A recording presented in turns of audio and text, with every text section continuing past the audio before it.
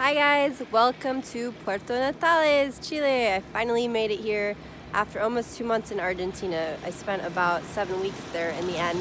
So let me catch you up on a few things until I tell you what's been going on here. Mostly this is going to be about making my way here. So after I last talked to you guys, which was at Laguna de los Tres with lots of snow, as you can see here as well, snowing also. Made it back down the mountain safely. The Italians I had actually hiked up the mountain with didn't go all the way, almost all the way, but they wanted to turn around. And there were a few other girls that kept going as well as the other people that came after. So I ended up hiking back down with those girls. Anyways, the rest of the day and hike went well and ended up going with my couch surfing host to the hostel that the Italians were staying at to join them for dinner. Anyways, so just chatted, had a good relaxed evening, and they actually even treated us to dinner, which was super nice. Totally wasn't expecting that, but just really nice gesture anyways. And learned a little bit more about the history of El Chalten that my host was basically telling us about. So the town was only built in 1985, not too long ago, the year I was born. And basically it's within the national park. And kind of the reason why they even built it in the first place is because there's kind of this ongoing battle between Argentina and Chile with the border. And Chile was kind of trying to take over the territory a bit more, but for some reason, something like if they had a town or a city there, it would be harder for them to do so. Anyways, so they literally built this town in the middle of the mountains and the national park and everything to avoid them from being able to take over, pretty much. But they made it just a small town. There's no plans to expand it. They don't want to. They just want to keep it like that, and that was like the whole purpose of it in the first place. So really interesting. And anyways, it's really expensive to buy property there because a lot of people want to live there and not many people are moving out. Same with renting because, again, they're not expanding. It's not like other places that they can just keep building and adding more. So anyways, yeah, well thought out, but it's come a long way.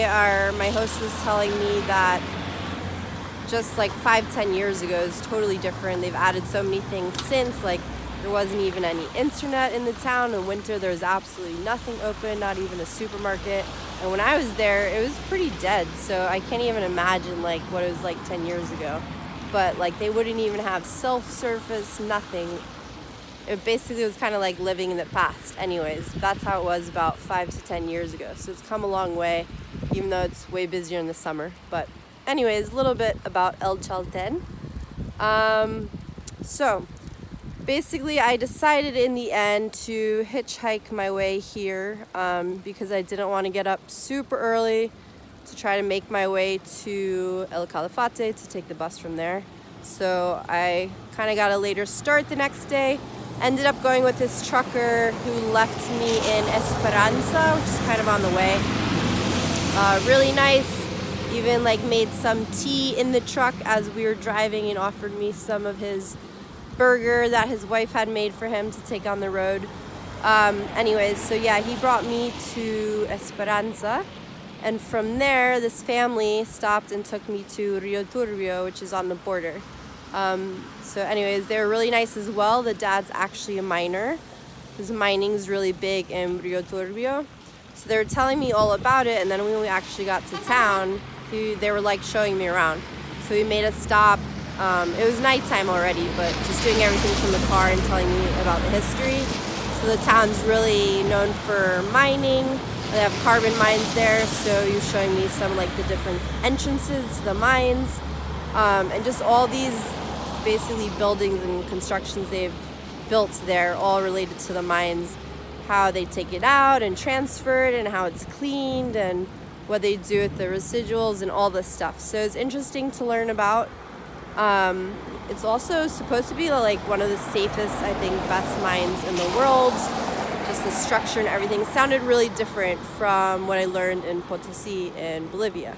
So it's good to hear. It seems a bit safer to work there, but that is the main industry. anyways, so yeah, a lot of people are working there, but they have more restrictions and things as far as compared to in Potosí. Like, women are still not allowed to go in the mines. There's one day a year they're allowed. They have a little, like, kind of like a shrine thing out front, which is dedicated to one of the virgins. So no Tio inside, again, like that devil statue thing that was inside the one in Potosí. But anyways, interesting to learn about. So they took me to Rio Turbio because it was already nighttime. So I stayed there the night, stayed in this hostel, which I was the only one there. But the guy also was super nice. He like made tea for me, and it's kind of connected to this restaurant, but I think they had an event or something going on. But he brought me some like homemade bread and cheese and jam and dulce de leche and all this stuff. So I'd have something to eat. So spent the night there. And then again, the next morning, decided to continue hitchhiking to make it the rest of my way to Puerto Natales. So ended up getting a couple short rides to 28 de Noviembre, which is a town farther down from Rio Turbio. There's actually a couple entrances close by to the border, but one was closed because they're working on it, something with the gas over there. So I had to go to the one farther away. And from that town, this lady ended up stopping and she drove me to the border, which was super nice because she was going past like the crossing road that takes you to the border. But anyway, she ended up just driving me all the way like to the border, so I wouldn't have to wait there and I could wait inside basically. So that was super nice. The border crossing was really easy. Like I had researched and thought, although I wasn't 100% sure. We no longer need to pay or need a visa or anything for Chile, which is great because when I went in 2005, you could do it at the airport and it wasn't like paperwork or anything, but you had to pay $130 then. So that no longer exists, which is great. It was super easy and quick. Anyway, so I was able to wait inside in the building there, and then this couple that was going to Puerto Natales ended up taking me the rest of the way. So I got in yesterday. And I'm couch surfing now. The rest of the day yesterday was really relaxed. It's cold here, as you can see, snowing today, and I've been basically deciding what I'm gonna do. So, again, a lot of things are closed now because of the season. It's winter, so I'm kind of limited in what I can do. I'm gonna try tomorrow to do this tour that takes you all around the national park, different stops and lookouts and things like that. And then there's another hike you can do if the weather's nice enough and there's enough people that I'm gonna try to do the next day. And then the plan is to go to Punta Arenas to take a flight to Puerto Montt to go to Chiloé. I was trying to debate whether to stay there or not, but I think I'm gonna keep moving, not stay in Punta Arenas, just because again, with the climate and everything, options are limited. So I think I'm just gonna keep making my way north. Side note I forgot to mention, but although I've had pretty good luck with truckers stopping and taking me a long way hitchhiking, technically they're not allowed in Argentina, I've been told. But in Chile they are. So that's part of the reason why sometimes they don't stop, or they want to make sure there's no controls or anything so they don't get in trouble for it. Today I've been walking around a bit. I was thinking of kind of doing this hike, but in the end I left late and there wasn't really enough time and it's snowing, and so I started walking that way, and then this car stopped and just gave me a ride back into town. Now I've been walking around town a little bit in the snow, but I've got plenty of layers on, so I'm still kind of warm. And we'll probably head back soon though. So let me show you the views and then I will take off.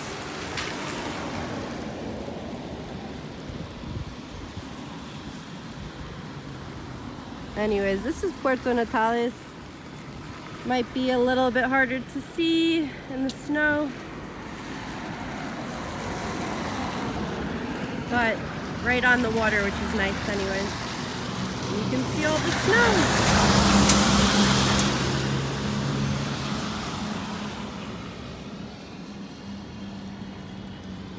Sorry, it's hard to move the phone around because I have gloves on.